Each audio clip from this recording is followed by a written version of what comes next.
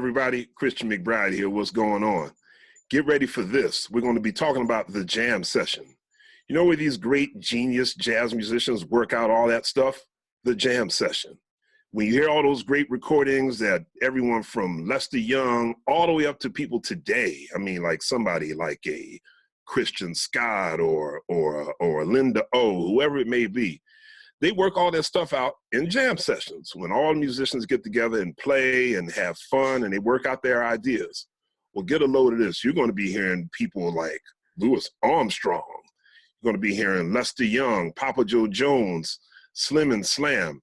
You better brace yourself because it's going to be amazing. Thanks, Christian. My name is Loren Schoenberg. I'm the senior scholar at the National Jazz Museum in Harlem, and I want to welcome you to this quite different edition of our Savory Collection series.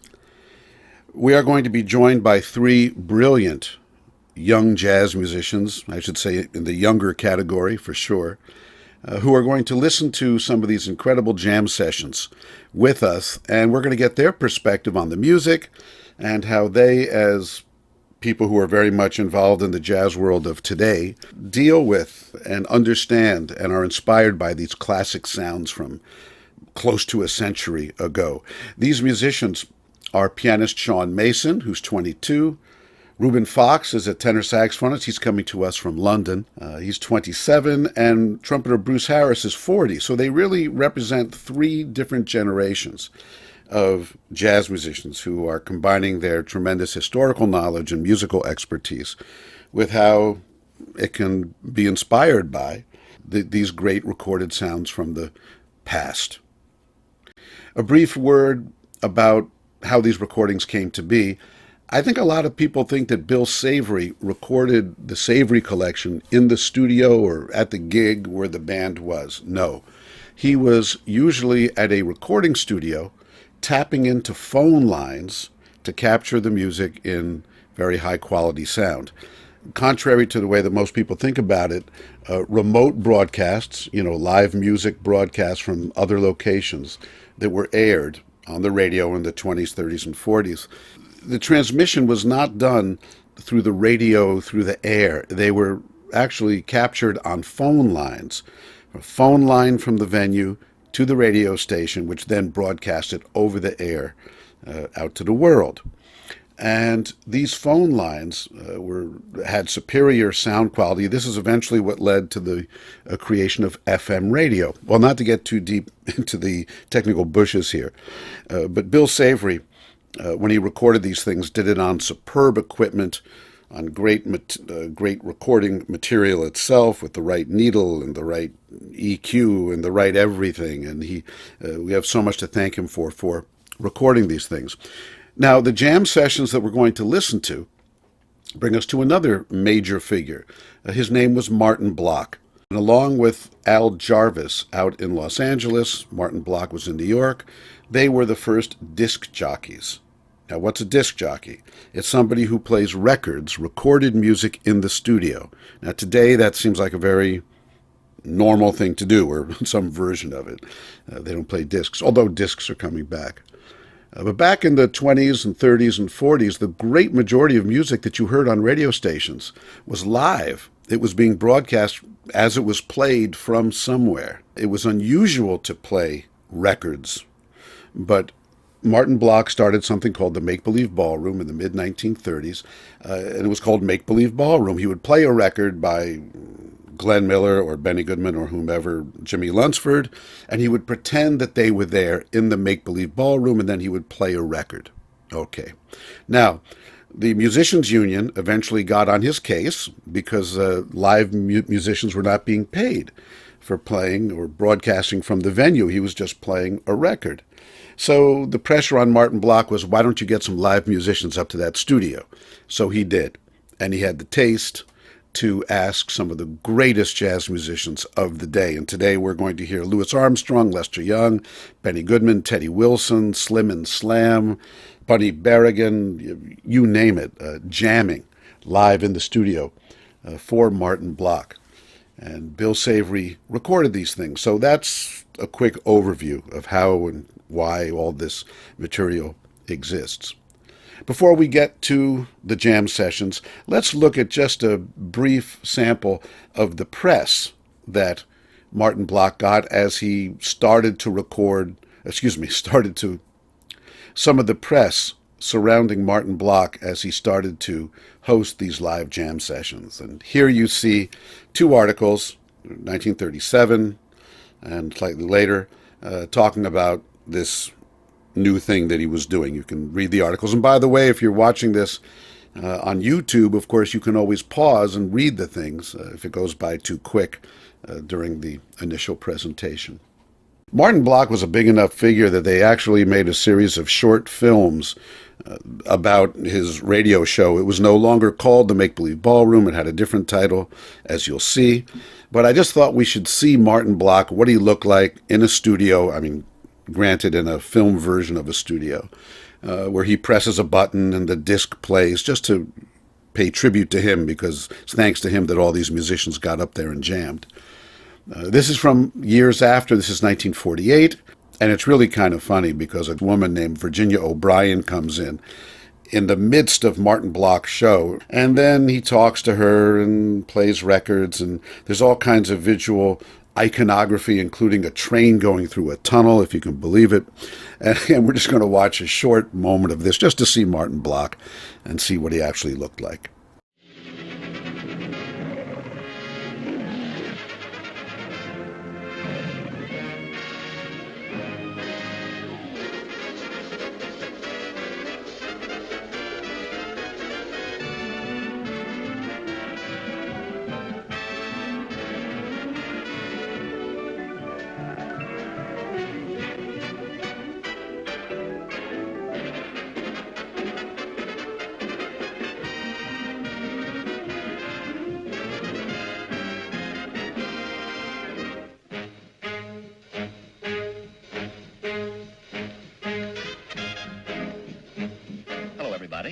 This is Martin Block.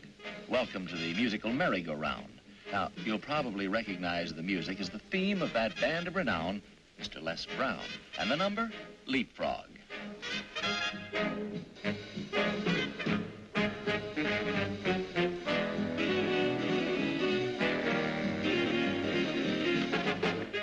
Virginia, come in. It's good to see you. Are you on the air? Yes, but don't let that bother you. I mean, after all, it's these little informal visits that make our show more interesting. Atta girl. You know, we just opened our show with the theme of Les Brown and the band.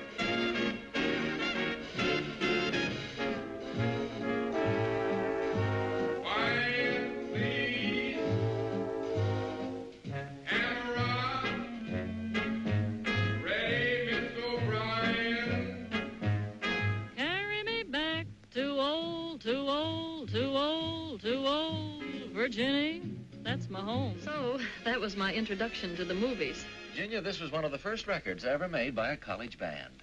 I thought you said he started the hard way. Well, he got his break even before he left college. Well, that's what Les and the boys thought, and so they left school. But it wasn't that easy. They spent several years doing one-nighters and barnstorming through Pennsylvania coal mining towns. The band had grown to 16, and it was during one of these tours that Les put the finishing touches to a tune he had been working. It should be noted that Bill Savory was not the only person with the idea of recording some of the Martin Block jam sessions off the air.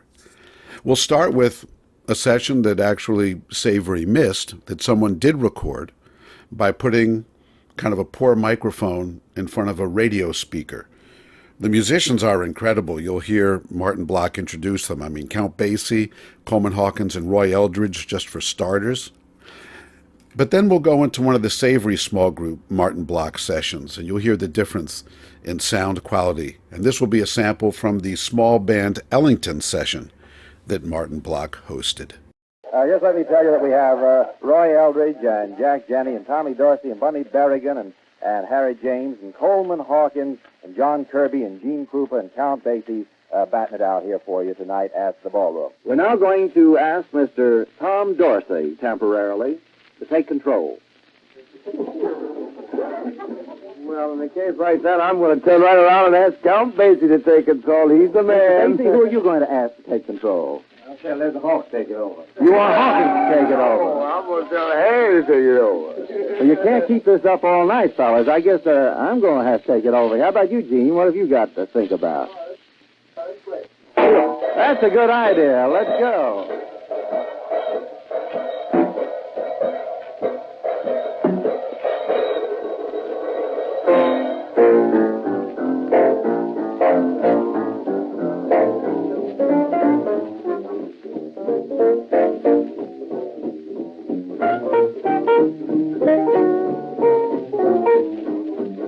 Does anybody know what we're playing? Or doesn't it matter?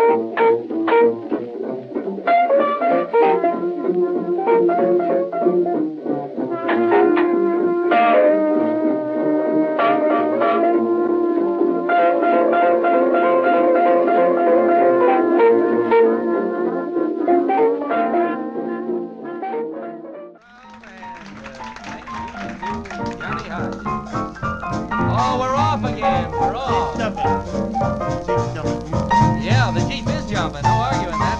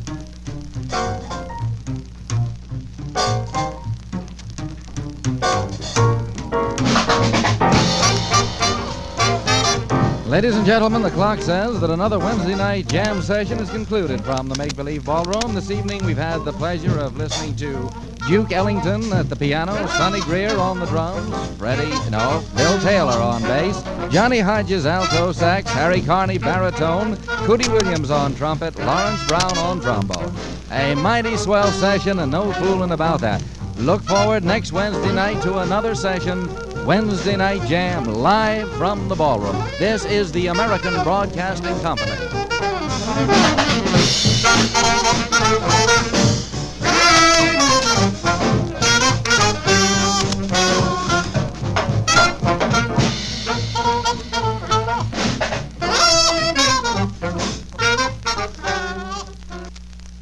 And now it's time to go to the music. We'll begin with an incredible jam session. As you see the personnel here, what more can you say?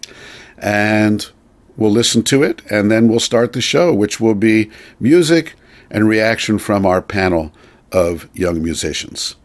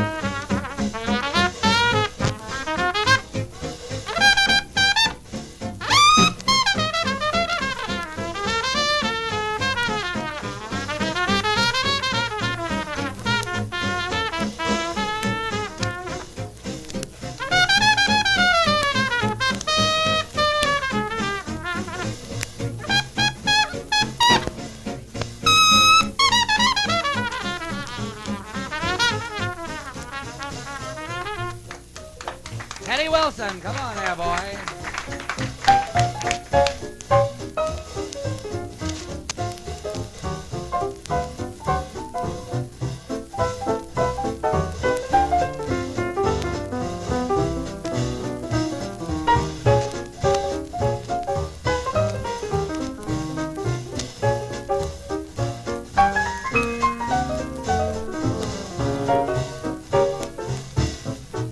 Take another.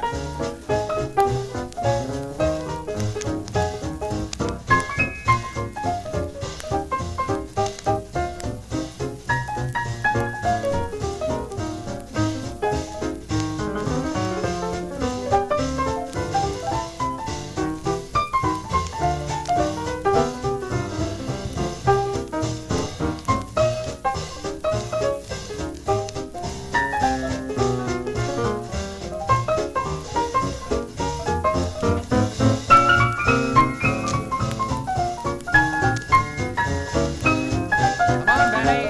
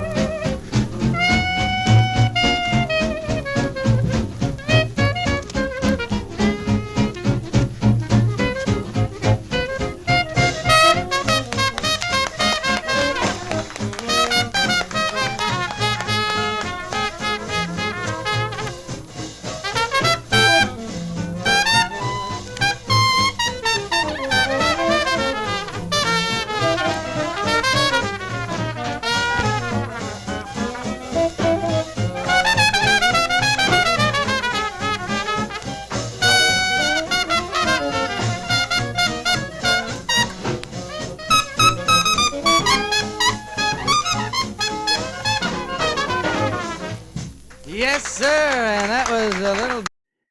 Yeah, I mean, the thing that stands out to me is, from that particular era of playing, the soloists are not locked into cliches. So there's such a awesome command of rhythm, a certain spontaneity of rhythm that is just constant and very fresh. And yeah, I mean it's just everyone is just in top form. It's just it's just perfect. I don't know. Yeah, I mean, like the solos I'm hearing, especially by Teddy as a pianist, just purely extensions of the melody, and just I could hear the melody so strongly in all of everybody's solo, and everything is just extending the melody and just keep extending the melody and telling a story. I love the like hearing the guitar so just relentlessly just chomping through the whole thing. Yeah. And it must be like, because in a modern context of playing as a pianist, I guess you don't really get to experience that so much these days, But I love that as an aesthetic, and I think that the way that it drives everybody is so powerful. Yeah. I think the grounding of it, allows it to just. I suppose it's that dance thing, isn't it? It's the dance. It's just having to the practice of keeping that dance beat, so people are feeling every beat so strong. it allows, like, especially with like these days, Lester Young, the way he plays, he glides over the rhythm is definitely like the grounding that he has underneath him. It's a part of that, isn't it? Okay. Well, one of the things I hear from Roy, so the first thing, the general feeling is just like he is the fire of the band. You know, everyone else in the band has this sort of, I wouldn't say super calm, but he is definitely brings kind of the most gusto in terms of the overall output of each soloist.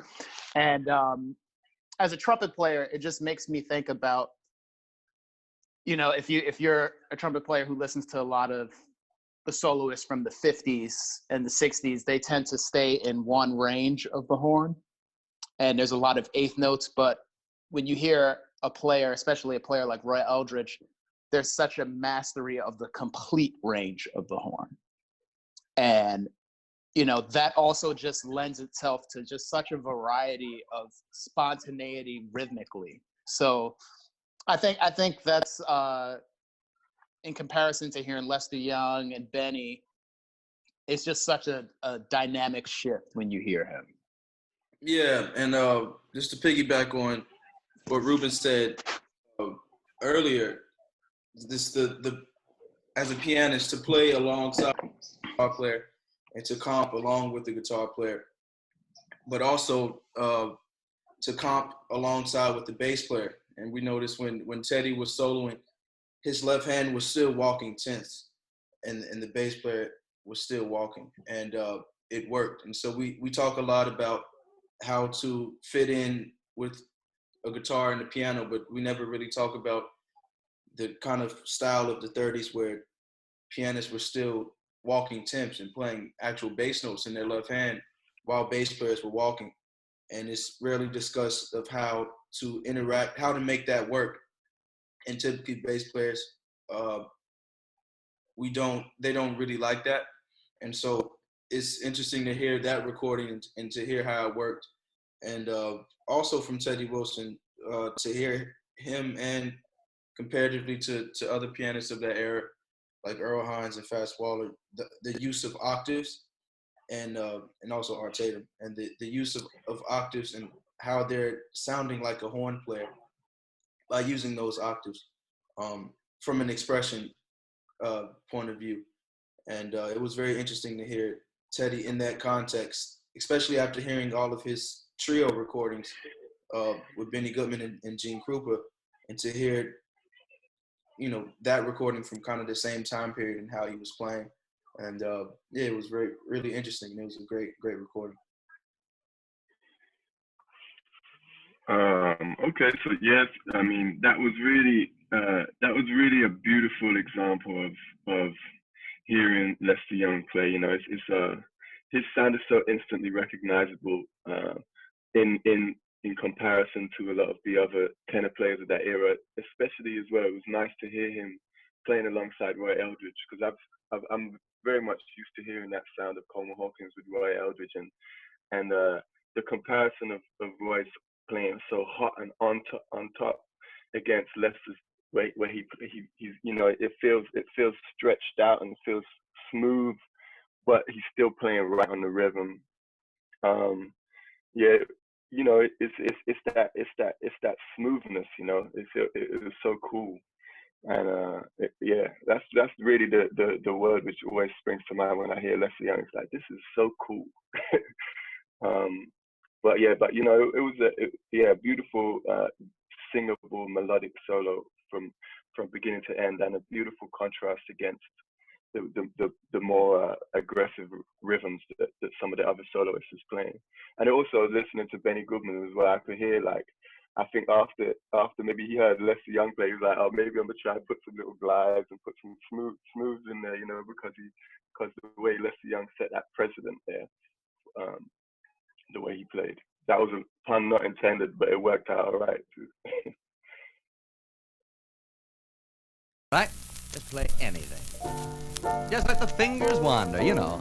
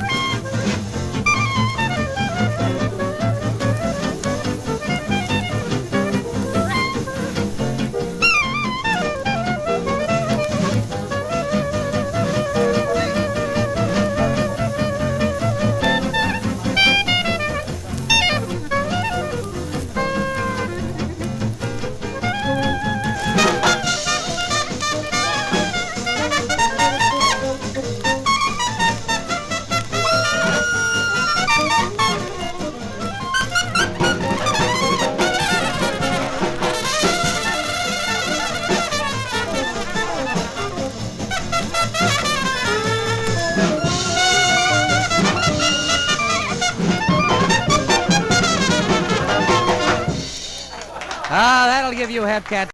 While I was listening to that one, which is really interesting, is how it, like Lester, the way he was playing over the rhythm at points was making me think of Louis Armstrong, because there'll be moments where it's tight on the rhythm, and then they'll stretch the time out, like they're playing like he was playing in a slow time over the rhythm, and it was definitely very interesting for me, hearing how saxophonists interpret Louis Armstrong's time concepts.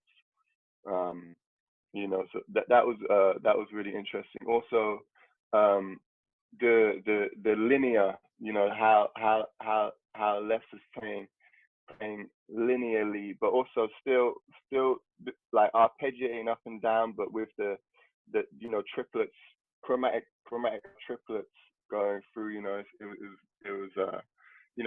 It's a instantly recognizable concept.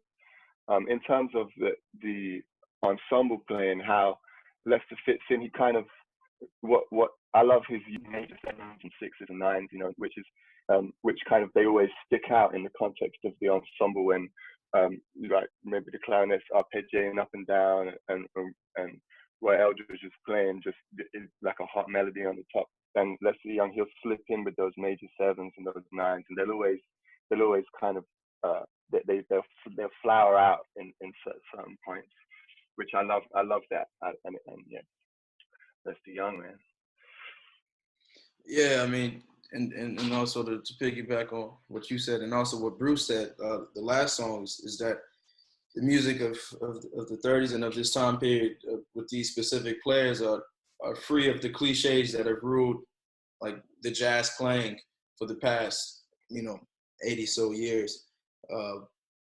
And so when it first starts off trio and Teddy Wilson is just going in, the respect of how difficult that is technically to have your left hand so dominant, as well as your right hand at the same time, and to walk those tenths at that tempo is really astounding. And like I said before, I've heard Teddy do it in a Benny Goodman trio, but to hear it in this context with an actual bass player, and he's in two, while Teddy is he's almost just letting Teddy be free with his left hand, and also solo with his right hand, and the octaves and the sound he's getting out of the piano is insane. And to hear that in the context of his playing, the drummer's playing brushes, and once Lester comes in, I think he switches to sticks, and definitely by the time Roy comes in, the intensity is just so high. And it's also important to note how danceable this track was, and how 1 and 3 was emphasized so heavily. And especially of music in that time, just the beat 1 and 3, and that consistent rhythm of 1 and 3, and just how danceable it is. It's just astounding to me how they can keep a tempo and keep it in the pocket for so long, and to keep the intensity kind of wrapped in this like thing that it seems like it's going to explode, but they contain it and just keep developing it, and it just keeps going and keeps going. And by the time it ends, it's almost as if your heart, I feel fulfilled. I don't need anything else. It's just like the music has filled my whole soul with joy. And I enjoy listening. I really enjoyed listening to that. Yeah, to build off of what Sean was saying in terms of the intensity of the rhythm section, immediately, I even thought about it on the first track too. There's just such a selflessness coming from the drummer and the bass player to just lock into this job of the groove. There's such a thing now of like having a response, like someone does something and you respond, but like they just don't respond a lot of time. I mean, they don't, not with ideas, but just with the idea of just keeping that pocket going, just especially two feels. Like, it's just amazing to play just such a strong two feel like that for such a long time. I mean, it really, that's why it grooves so hard, and listening to Roy, it just makes me think about what the role of the trumpet was at that point, like just bringing the heat, it's just like, he'll get into playing some lines, but those high notes are coming. They're coming. You can just feel it. It's almost like he has to refrain, because he might want to just go do it right away, but he waits, and then it's just bam, So just the role of the trumpet at that point. I mean, you really had to know how to play the trumpet back then.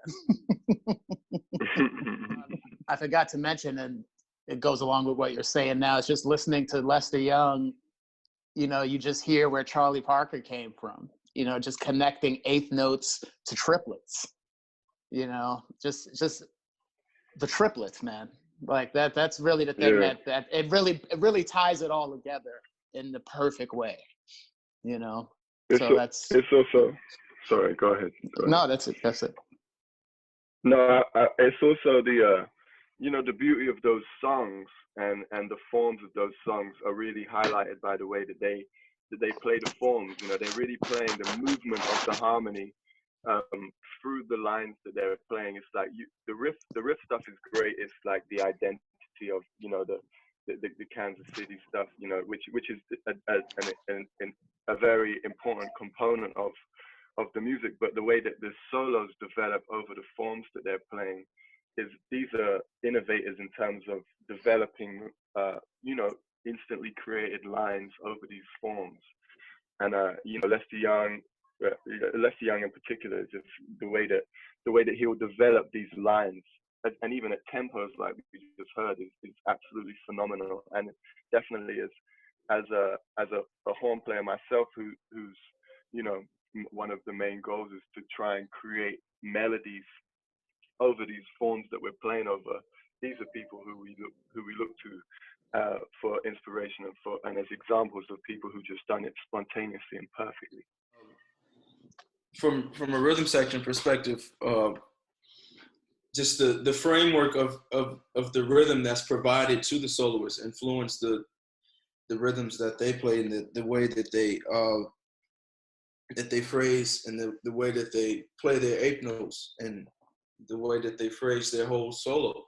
I can imagine if the palette of rhythm that the rhythm section provided was differently, the soloist would adapt accordingly.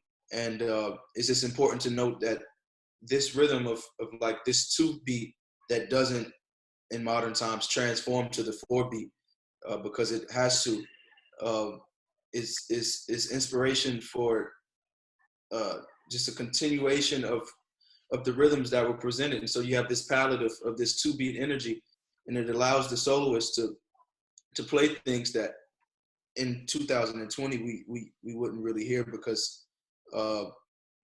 there's not many people dealing with a continuous 2-beat throughout the whole form. And so I think it's important to know from both sides, from the soloist side, that perspective, but also the rhythm section perspective of presenting this palette, so that the soloist can actually be free to play the way that we just heard.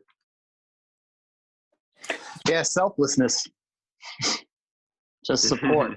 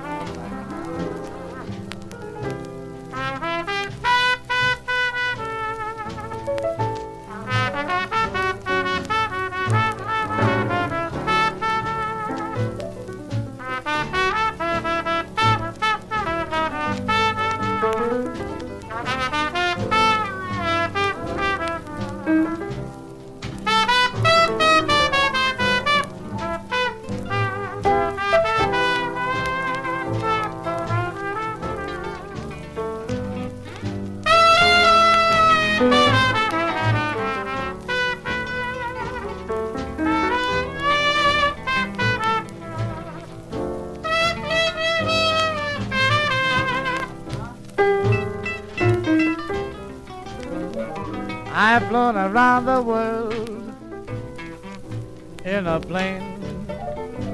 I've said a revolution in Spain, and the North Pole I have charted. Still I can't get started with you, little help buster. And on the golf course I'm under par. Metro Goodman have asked me to start. I've got a house, it's a show place. Still I can't get no place with you.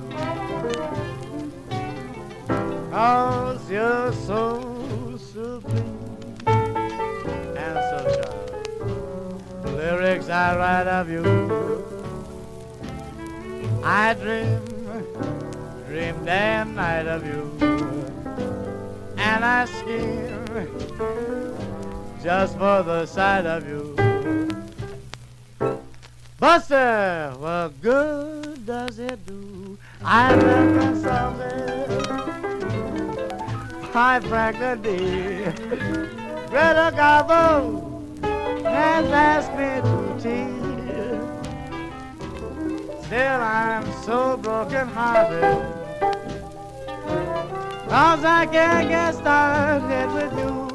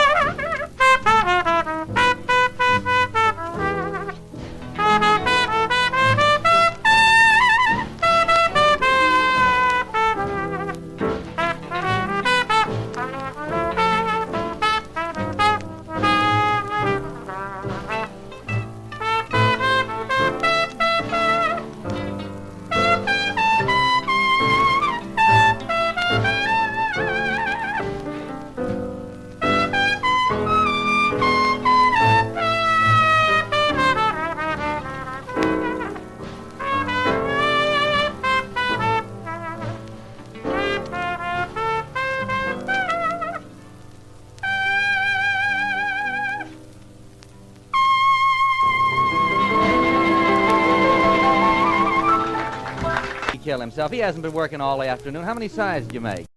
Well, a lot of the same themes, you know, just support from the rhythm section. It's so romantic overall. You kind of get the sense that there's just a certain playfulness from everyone, you know, when you hear the accompanying behind the vocals and behind the solos. Like, no one really takes themselves too seriously. It's just fun. It's romantic. And Bunny in particular, you hear so much of Louis Armstrong's influence in him. And just that idea of, like, at some point the trumpet is going to erupt. And, you know, and even at the end, the climax of the whole love story is that high D at the end, you know what I mean? And that's just beautiful music, you know. And also, it's interesting to note from that time period that not only the way they're dealing with the chord changes, but I'll get into that like a little, but the chord changes themselves. You know, this is a very popular song, and we've all played it millions of times. But if we notice on the bridge, there are no 2 5s. You know, they go straight to A7, then they go straight to D, then they go straight to G7. There was no E minor to A. There were no. There was just 5 chords, and they stayed on those 5 chords for the duration of the time until it was time to move to the next chord. And so, just to hear how comfortable they are in sitting on one 7 chord, it's like in today's generation, I feel pressured to always make a 5 chord a 2 5 chord, or even to precede the 2 chord with the 6 chord, you know, and to have all these additional changes, but to hear how comfortable they are with just sitting for 2 measures was a big lesson for me. And also from accompanist standpoint, the guitar and the piano, the way that they're actually interacting the whole time and playing counter melodies alongside each other, it kind of seems to go by kind of just easy listening, for lack of a word, because it didn't get in the way of anything. The counter lines were very fit, and they weren't just playing chord to chord to chord. Billy was most prominently just playing lines and filling in the spaces. And one more thing is to note, on the head out, I don't know if you confirmed who the drummer was, but he was playing a New Orleans, press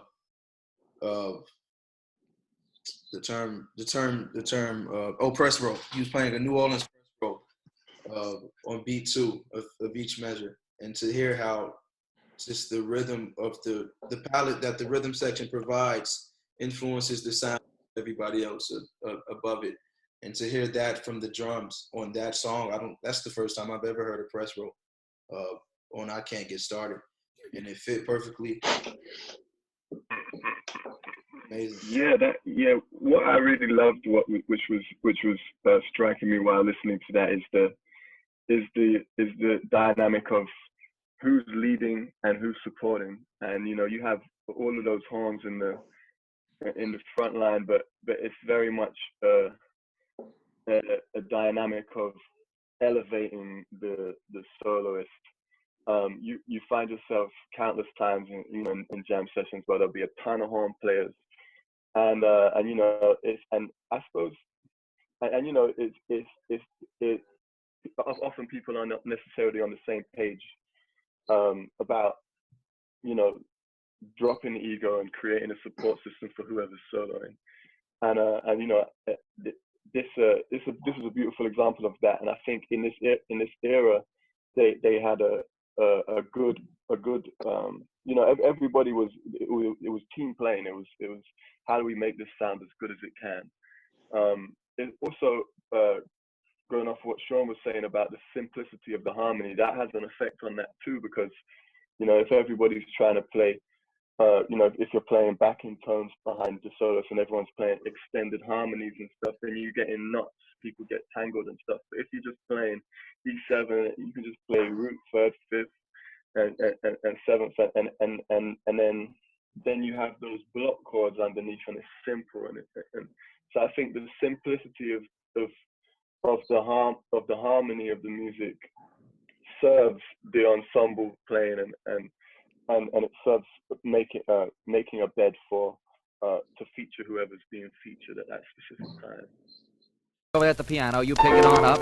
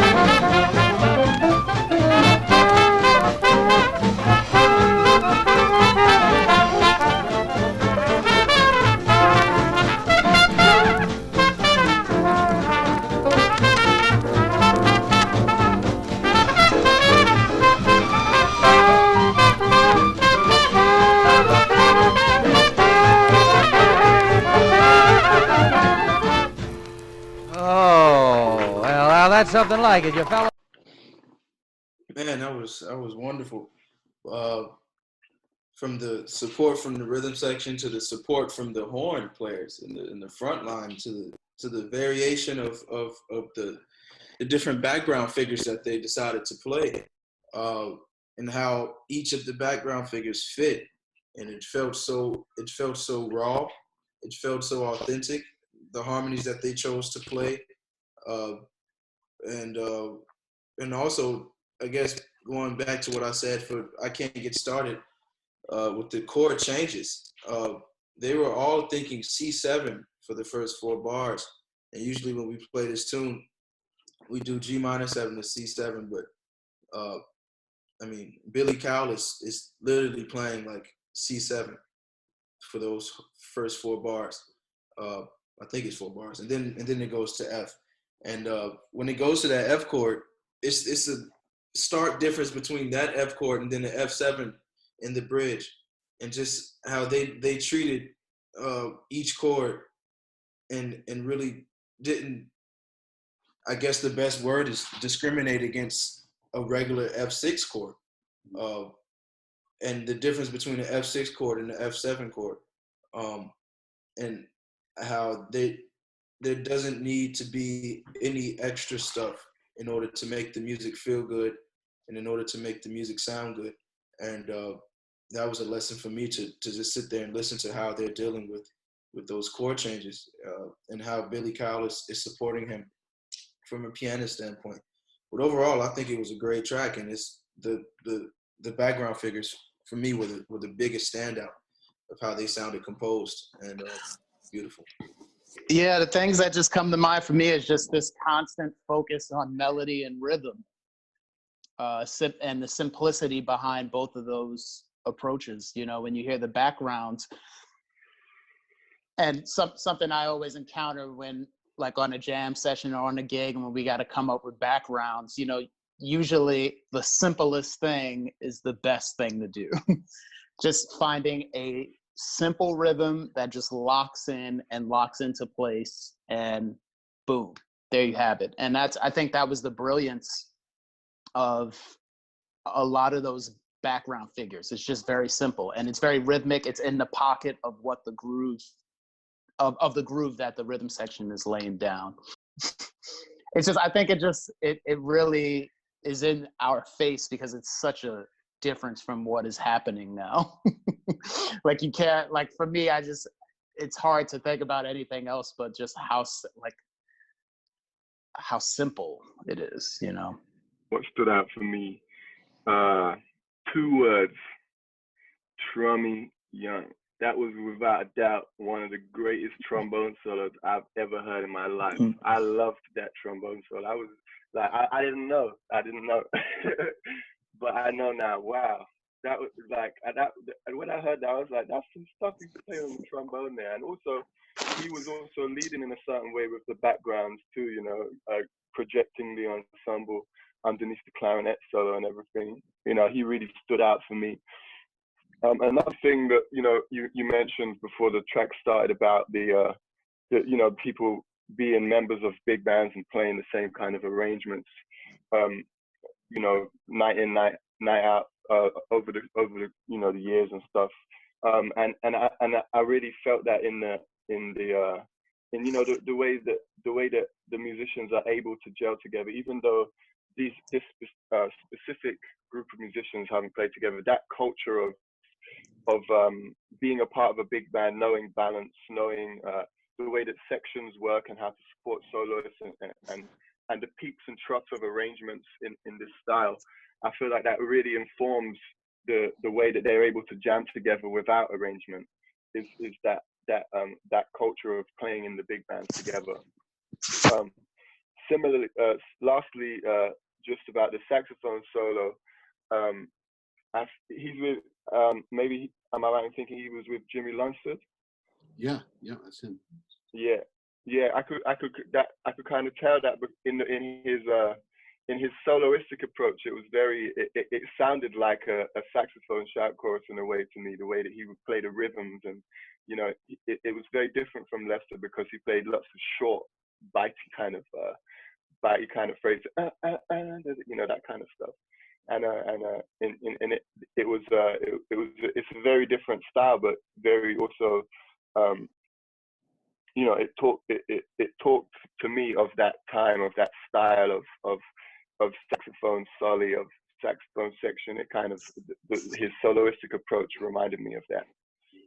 Well, you know what's interesting is, and I wouldn't have thought of that if you hadn't said that, which is that those guys who played in those bands that had those personalities, the riffs they played and improvised became parts of the arrangements that the band played. And then some of the arrangers wrote for the band, if they wrote something really hip, the soloist might take it from that. So you had this like big whole of a language. And so, you know, there's this unanimity that you're talking about. And I know that you're all in different places in your careers right now. But I'm sure you've already had the experience of playing in bands, some groups that have stayed together for a while. And that, and there's that unanimity of a vibe or of a thing that, you know, that you just can't replace. This ought to be good.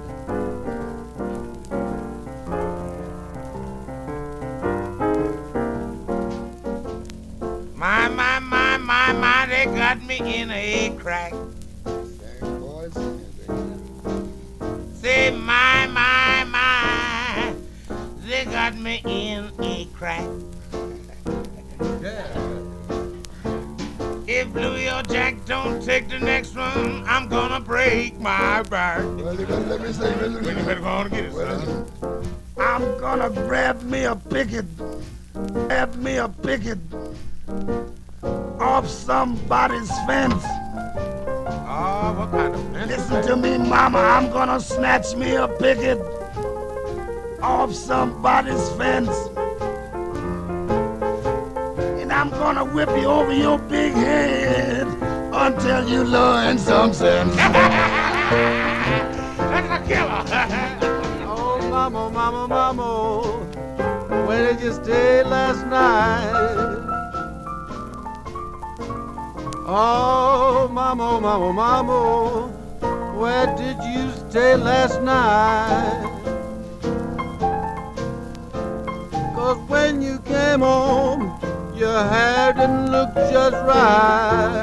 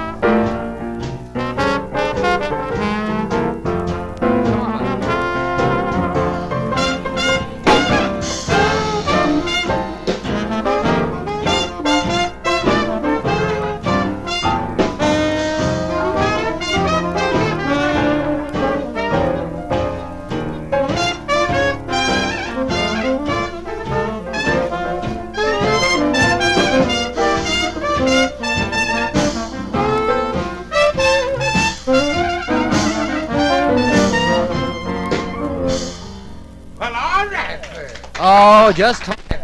Oh, just talk. Yeah, I mean, the thing that stood out to me is just this overall commitment to the spirit of the blues. And I almost found it to be almost like cinematic. Like you could almost picture an environment just listening to that. Like they were all so committed to really sharing their personality in what they do. That's what Fats Waller is all about. That's what Louis Armstrong is all about. Teagarden, it's just, there's so much humor. There's so much soulfulness. It kind of transcends like certain technical aspects of music. It's just like really being completely earnest and committed to the feeling and to the camaraderie that's happening, and having that inform what you do musically. Yeah, and it's like for me, I echo everything everybody else said, and for me, it's like behind the closed doors, beyond the humor, beyond all of that, the feeling you get when you hear Louis Armstrong play, it makes me almost want to cry, because I can envision and feel and relate to the struggles of that time, and beyond all of the humor, beyond the laughing, I can almost see in this like eternal place of like the feeling of what the blues represents and the spirit of the blues, and how vulnerable everybody that we just heard was, and they just let it all out. And just the vulnerability is what I personally strive for as an artist and as a musician, to be able to express yourself and be fearless, like Ruben said, and just to express yourself on the blues. And it leaves me speechless. But we all just heard something magical. What was really striking to me is that they're clearly clowning. They're joking around. They're joking around, but as an addition to that, artistically, what they're creating is excellence. It's unbridled. It's genius. Fats Waller's a genius. Louis Armstrong's a genius. Jack Teagarden's a genius. What they're creating is artistic brilliance, but with a spirit of just blasé. They're clowning. They're having a good time. I think it's a perfect example of all of the greatest attributes of what jazz gives to people. Is the joy, is the humor, is the human aspects, but also the intellectuality and the artistic ingenuity of the musicians involved. And it's true, kind of melding together your comments and Bruce and Sean and everyone, thinking about, it's almost like Shakespearean in its depth, but it really is. It's comic, and it addresses the tragic elements, and it's all those things at once. And then you think about what happened when they walked out of that studio that day. They couldn't go in a restaurant and sit down and have a hamburger together in New York City that day of that recording. And so, all those things coming together, finding expression in that performance. That's something that, that usually isn't focused on, right? Because we tend to talk about these things in separate avenues. And when I put it all together, all these comments, I can't thank you folks enough for this, for taking this time out to do this. I hope we can do it again. We got one more from this session. And here we'll get to hear Bud Freeman, and again, just, and everybody else too. So again, it's Louis Armstrong, Jack Teagarden, Bud Freeman, Fats Waller, a guitarist who's really only known for playing on this broadcast, Bob Spargle, Pete Peterson on the bass, and the great George Wetling on drums. And this is the tune that concluded the broadcast. Okay, here it is.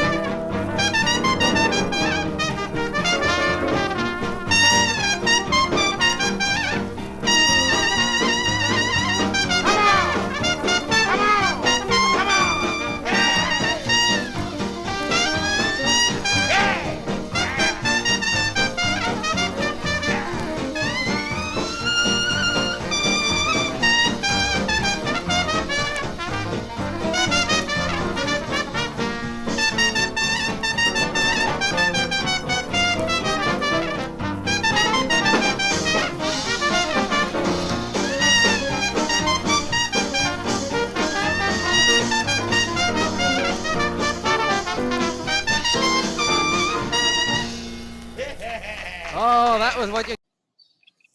Well, okay, so a quick personal story. You guys see this vein in my head?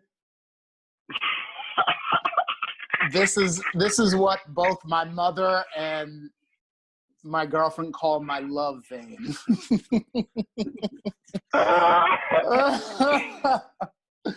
So this only comes out when things are just, I mean, Louis Armstrong, man. Oh, man. Wow. You know, the word Gabriel came to mind, and just kind of honoring, he just truly honors, you know, if we just think about what the spirit of the trumpet is, of like all the stories about what the trumpet player's role is, like Louis just embodies that, along with all the other things we said earlier. It's just the ultimate trumpet player. It's just the ultimate trumpet player, the ultimate musician. I mean, Wow. Yeah. And just to piggyback on the spirit of Louis Armstrong and the spirit of everybody that played, of how they're playing I Got Rhythm, the end goal of telling a story through the actual song. And we see that manifested in the fact that they didn't lose the last 4 bars of the form, because the goal is not to show off what you can play over rhythm section, over rhythm changes. Is to play the song and song, to ignite a fire and to stay true to the song. So they kept the form of the actual song, including the turnaround part, and everybody nailed it each time. And it was just like part of an arrangement. And also to hear Fats Waller's accompaniment, he's a riff-based accompanist. He would play riffs behind solos. He would accompany a solo by also playing in lines and filling lines. Just to hear the variation between each chorus and the way he's approaching each soloist. He's playing different things each time, whether it's through chord substitutions or rhythmic variation. He's not just playing boom chop like pattern. It's all varied and it's all individual and supportive of each soloist. Yeah. Yeah, I'm with you on that one. Fats Waller, he's creating a whole storm. It's unbelievable the way that he's accompanying. It's like he's a band by himself, and the rest of it's like additions to him. But very worthy additions they are. But Bud Freeman is such a fascinating saxophone player. He's almost like swing avant-garde. Like the ideas are just they're strange, in a way. But he's another saxophonist who he was instantly recognizable. It's like a harsh but incredibly intricate. He plays incredibly intricate rhythms, and the mastery of the instrument is just evident, and then obviously. On hearing that track, it's so beautiful to hear Louis Armstrong stretch out over, I think he has 1 chorus at the front and then 2 at the back. They can, Fats Waller, he can feel how it's going, and he's just like, come on, take some more. And it's beautiful. It made me think of this, it was a masterclass that I watched on YouTube where Stanley Crouch is talking about Louis Armstrong, and he says, in the end of it, it's like, listening to Louis Armstrong teaches you about yourself in the depth of the intensity of the emotion that he's playing. It's like the height of the emotion that you get to when listening to him play. It's like you don't feel that emotion often, so you learn about yourself. It really is.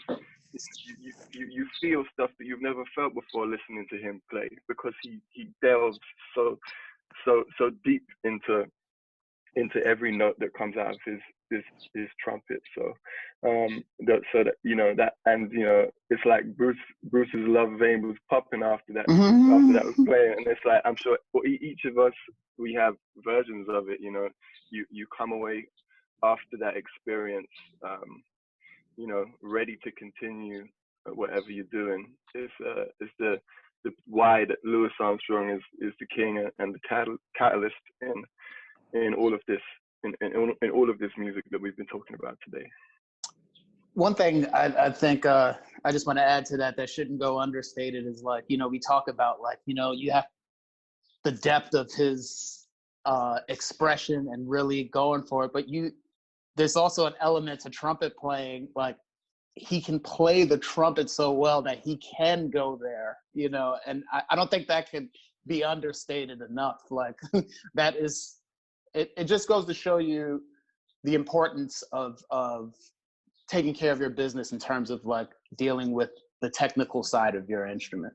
Because I not to say that you can't reach people without a certain level of proficiency, but like there's a certain level of proficiency with Louis that like you can't just decide to do that. You have to be able to, You know, so I think that's an important point too. Ruben, you know, you called out Stanley Crouch, who many of you know, and who's also a dear friend of mine. And today is May 3rd, 2020. And this video will be up, hopefully, for posterity. But today's a day to send out best wishes to Stanley, because he's been in and out of the hospital with the COVID virus. And I just got a text from his wife that he had been in I knew he was in the hospital. He went back to the home where he's staying, and just today they brought him back again. So knowing him as I do, I think he'd be very happy that a young musician called his name, and that we talked about things that he said, because things that he said, I think, like a lot of this music that we listen to today, are going to be floating out there in the ether long after we're all gone. Hey guys, thank you so much. Thank you. Thank you. Thank you. Really, really wonderful, and I wish you all the best. Stay safe, and I look forward to going and catching each and every one of you on the bandstand as soon as we can. Yeah. All right. Thank you so Take much, care guys. now. Good to see everybody. Okay, guys. Yeah, you too. Bye-bye. All right. All right.